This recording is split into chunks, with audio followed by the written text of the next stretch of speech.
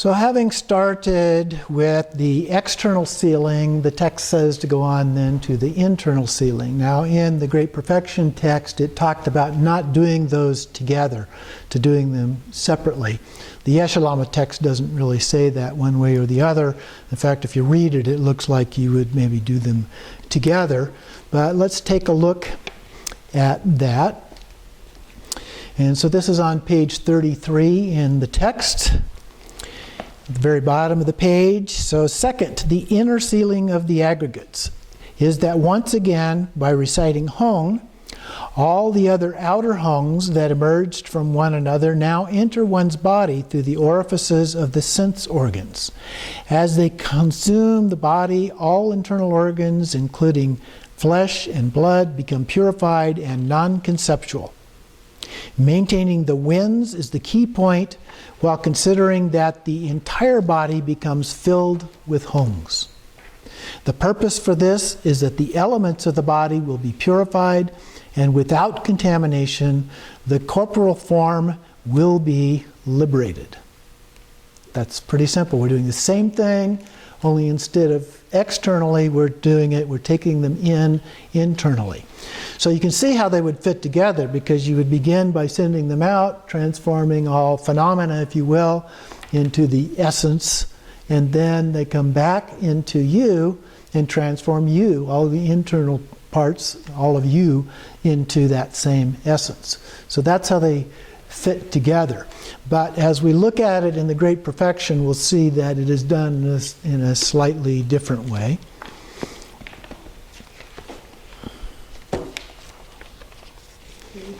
So in this book, it is at the bottom of page 80, Sealing the Aggregates.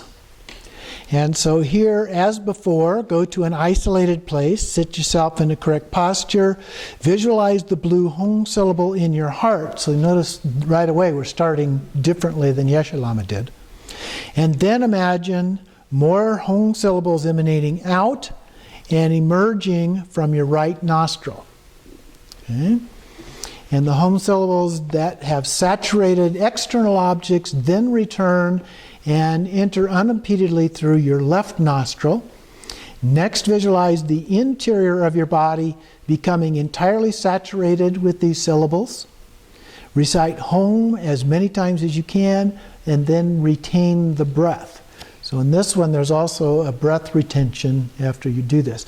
So in this one now, in the beginning, we did the external sealing by sending them out.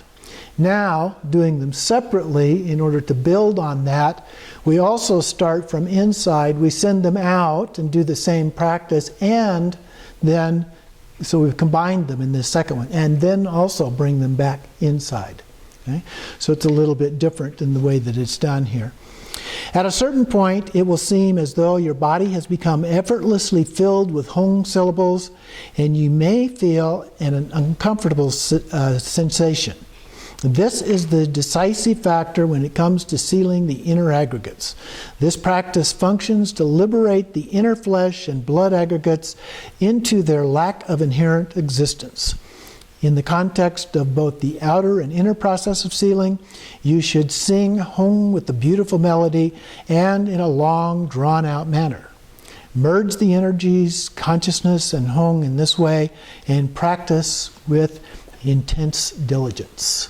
Okay, and we're supposed to do this for 3 days, although that's not in here. That's Padmasambhava's instructions for these. So they're essentially the same. It's just that in this text, in the external sealing, we do it by itself.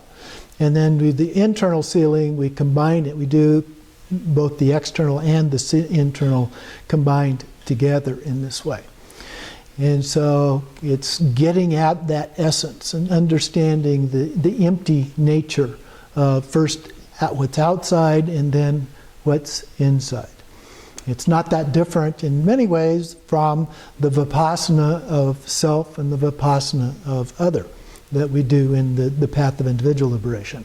So it's still a part of that recognizing that everything is empty, whether it's outside, whether it's inside. Okay? So this is helping us to differentiate that from our ordinary samsaric view of everything to a nirvanic view of everything as being empty, if you will. So that's the practice for this next week.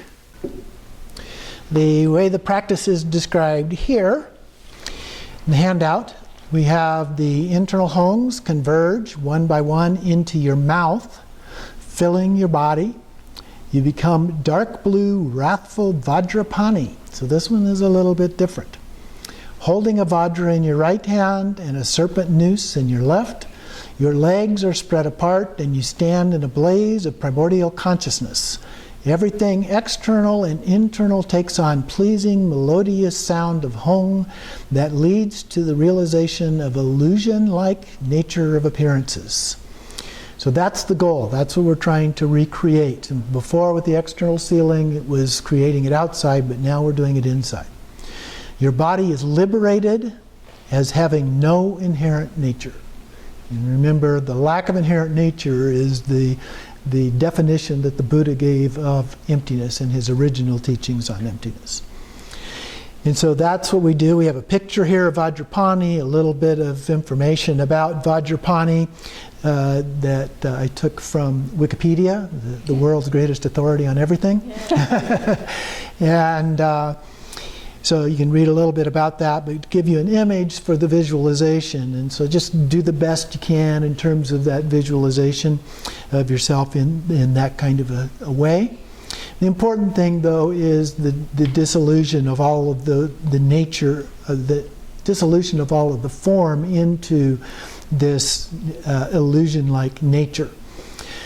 And then the transcendental wisdom aspect, as before, abide softly and deeply in Rigpa, pure awareness, beyond thoughts or concepts, even emptiness. Whatever arises is the manifestation of mind. It abides and self-liberates, let go, let be, no attachment, no aversion.